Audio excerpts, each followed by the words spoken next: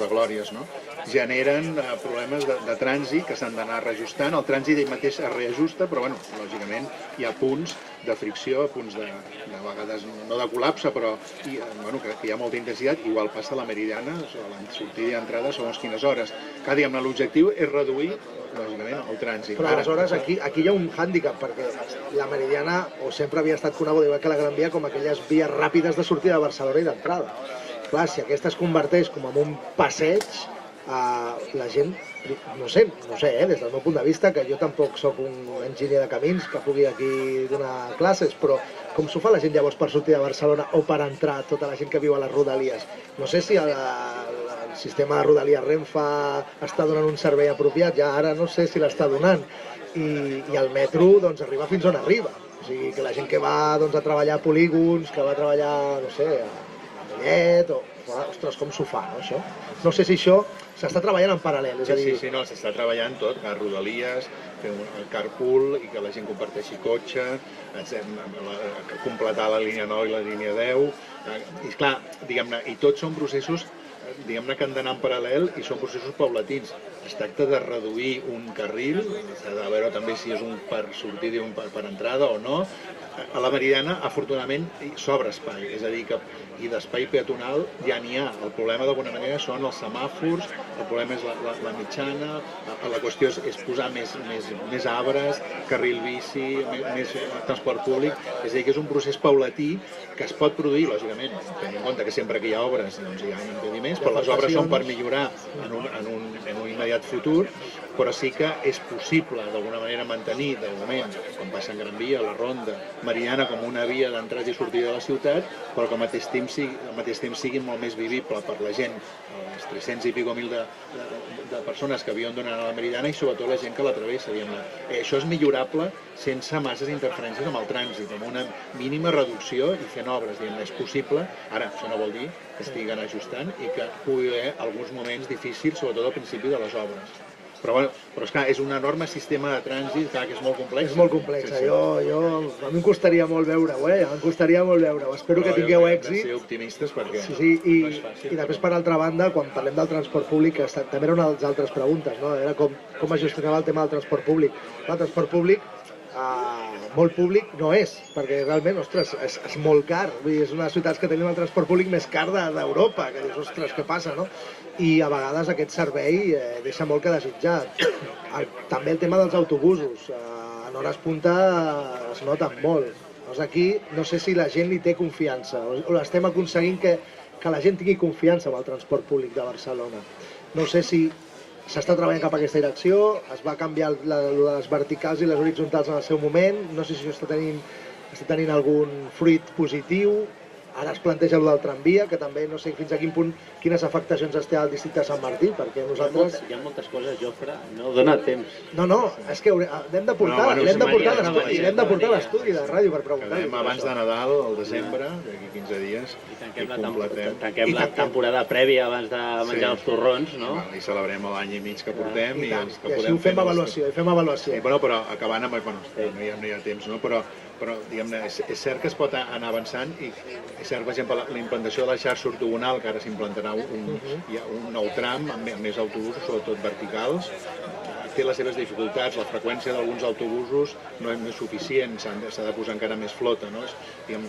És cert, no? I ha d'haver més autobusos de barri. És una cosa que es té que anar millorant i es té que aconseguir confiança. Per exemple, el metro funciona, però a vegades està, per exemple, la línia groga molt sovint està molt plena, segons quines hores, no? Al matí, els caps de setmana està a vegades col·lapsada i es té que millorar. A les estacions també s'han de millorar. Per sort, l'estació de Besòs Mar, que també està al districte, que era la més tronada de la ciutat, ara es començaran les obres. És a dir que hem d'aconseguir, lògicament, que la ciutadania confiï en l'administració, en lo públic, no? Recuperar els valors de lo públic, no? Del lloguer, del transport públic, dels serveis socials, etc., que funcionen, però certament no funcionen perfectament, els hi falta a vegades millores. Tenim molta feina per fer. Hi ha molta feina per fer i, lògicament, és cert que hem de lluitar per aconseguir que hi hagi aquesta bona sintonia entre la ciutadania i la seva pròpia administració i que, lògicament, li exigeixi la ciutadania a l'administració fer-ho encara millor i nosaltres intentar fer-ho el millor possible. I, per últim, en quant a les tarifes, que és una cosa complicada, els complexos, no és la ciutat més cara d'Europa, Londres, París són més cares, però bueno, clar, diguem-ne que reduir els preus, la gratuïtat, per segons quines franges d'edat, etc., és possible, però és molt difícil perquè TMB és una empresa deficitària per moltes qüestions molt complexes i bueno, qualsevol rebaixa immediatament repercuteix en que s'ha de posar més diners, s'ha de posar més diners públics. Per tant, és algú d'una enorme complexitat també, només això, TMB, com ajustar les tarifes, té enormes dificultats perquè són deutes que té que assumir l'Ajuntament i a més deutes que es van acumulant, perquè si abarateixen una tarifa un any no la pots tornar a pujar l'any següent, és a dir que són inversions que ja queden consolidades, no? Per tant, bueno, quan un està dins de l'administració se n'adona de l'enorme complexitat i dificultat que qualsevol petita rebaixa repercuteix en milions que s'ha d'invertir. Potser per la gent estaria bé baixar el bitllet, no? El cost, però potser la gent també és interessant motivar-la, incentivar-la, no? I dir, tu tens una targeta que podria passar no de paper d'aquestes, sinó una més rígida o electrònica, i llavors carregar per viatges i quan arribes a un tope tens X viatges gratuïts, llavors d'aquesta manera també incentiva una mica d'esport. Cal trobar aquestes mesures, efectivament. Sergio. Bueno, ja per acabar, tenim una pregunta de Superilla, la deixem, perquè ja no hi ha temps. Tenim molta feina aquí, Josep Maria, hem de parlar moltes coses amb ell, Bueno, ens han comentat que aquí al Parc del Clot hi ha problemes de rates. Hi ha un tema de rates, no sé si... Bueno, és que vam obrir la pregunta. Quan sabíem que entrevistaríem el regidor, vam dir, bueno, quines preguntes teniu que us agradaria com a veïns fer-les al regidor? I una d'elles era doncs, el tema de les plagues, no? Que es munten gairebé anualment amb el bon clima i com s'ha de treballar. Es dona a tota la ciutat i al districte. Jo la primera cosa que vaig fer com a regidor és intentar resoldre la plaga de rates a l'escola Fluvià. És a dir, és la primera cosa que ens vam trobar. A la ciutat hi ha rates, això pot augmentar o disminuir. N'hi ha també, sobretot, on hi ha solars abandonats, en segons quins llocs de la ciutat això proliferen més.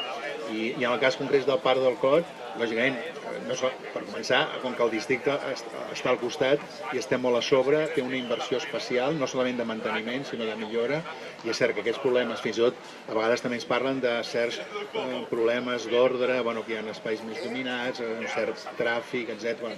Tot això, amb la Guàrdia Urbana ho estem treballant i és, diguem-ne, lògicament és un parc que té els problemes que tenen tots els espais públics de Barcelona, però diguem-ne, aquest és un sobre el que estem especialment a sobre, intentant això, esbrinar tot el que succeeix, intentar trobar solucions. Aquesta també l'afegim, però és un problema que hi ha la ciutat de Barcelona, hi ha moltes ciutats, i sobretot que estan alguns focus on les rates tenen més espai, que és això, sobretot els solars buits, i per això que els solars buits, tant per part d'ecologia urbana com d'habitatge, estem fent un cens per també pressionar que la ciutat no tingui aquests solars buits i si han d'estar buits tinguin uns usos temporals, perquè si són solars que estan abandonats és un factor més que potencia que hi hagi més rates a la ciutat. Llavors que ho sapigueu, els veïns que m'heu preguntat, que sapigueu que s'hi està treballant i a més en profunditat, perquè a més els hi toca a casa, els tenen allà al costat, llavors els hi toca a casa i llavors tampoc és plan.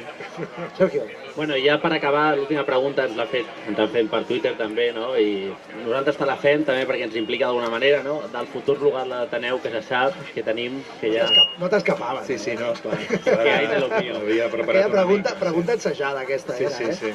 No, també és per parlar-ne llargament. També és de les qüestions, com el problema amb Panos, que tenim aquí al davant, de les primeres que ens vam trobar, i en aquest cas de Panos és molt complex, hem intentat fer el possible, però encara no s'ha pogut resoldre, malauradament, i també el cas, aquest suposo que es resoldrà, però tardarà més temps, també de la seu de l'Ateneu del Clot, que és una institució relativament moderna, de l'inici de la democràcia, i que està al carrer de la Muntanya. També és de les primeres coses que vam parlar, vam dir, hi ha aquesta discoteca que molesta, Mercadona vol anar-hi, Mercadona a veure si ajuda a financiar en un altre local una nova seu, etc. Va ser una jugada que es va intentar, només es van resoldre algunes coses, però aquesta no, i el local segueix estant en les condicions que podrien millorar-se, i llavors en aquest moment s'estan buscant altres alternatives, però que prendran el seu temps, com la possibilitat, podria ser d'estar en un equipament a Glòries, és algo que tenim en ment, i tenim en ment també tots els altres llocs d'associacions, d'ateneus, del Clot, que necessiten millora i està pendent, però que són coses d'alguna manera que necessiten temps, les tenim en compte i ho hem de seguir parlant i tota la nostra col·laboració, però és cert que la solució, això està clar que no, el 2020 s'acaba el contracte de lloguer i la solució l'estem pensant per aquest horitzó del 2020. Abans, diguem-ne, no... Llavors el que farem és et donarem marge, et donarem un parell de mesos, com et tornarem a tenir a la ràdio, i aleshores et prepares bé tota la documentació i en podem estar parlant extensament. De totes maneres, donar-te les gràcies, Josep Maria, per haver vingut, donar-te unes bones festes, bona festa major del Clot i Camp de l'Arpa, i... Nadal no, perquè el veurem abans. El veurem abans, i a més, convidar-te a passejar-te per tota aquesta fabulosa Fira Boja que tenim avui, amb totes aquestes entitats juvenils que aniran un bon tou, i gaudir d'una festa com la que tenim aquí a casa nostra. Segur que ho gaudirem i també convido tothom a gaudir-ne i agraeixo tota la feina de totes les entitats per muntar aquesta Fira Boja.